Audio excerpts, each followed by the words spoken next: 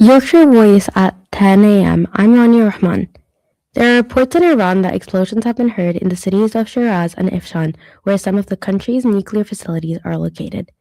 Both cities have been targeted by strikes in the past 4 days, with the number of Iranians now killed reported to be over 500. Israel earlier confirmed they were also carrying out simultaneous strikes on Tehran and Beirut.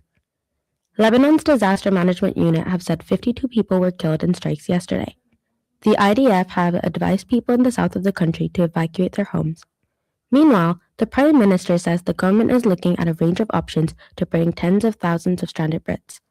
A limited number of flights from the UAE arrived at Heathrow overnight. A senior government figure confirmed the conflict could impact the UK economy and defended the Prime Minister. Darren Jones says there may be an increase at the pumps after the price of oil and gas jump. He also said the U.S. will have to make a case for their inventions. General Dan Kane, chair of the Joint Chiefs of Staff, briefed the media on what occurred during the initial attack on Iran by Israeli and American forces.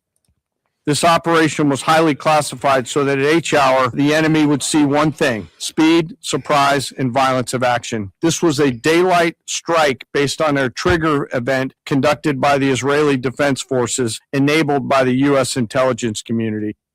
These people arrived into Heathrow Airport from the United Arab Emirates last night. As we were waiting for the plane, we had an alert on our phone saying to get away from the windows for potential missile attack. So I couldn't take a deep breath until I reached here. We were very scared. We had lost hope. We thought 1 or 2 weeks we were going to be there.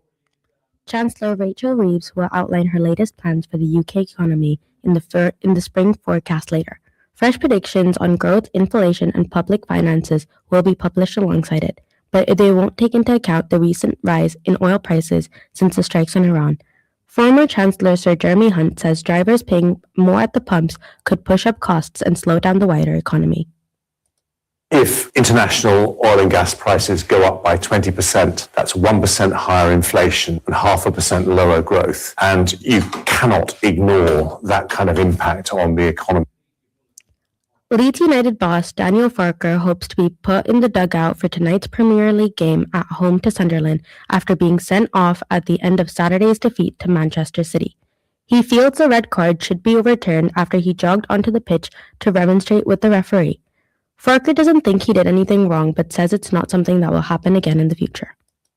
I'm not light like a butterfly. I don't look unbelievably cute and sweet when I jog.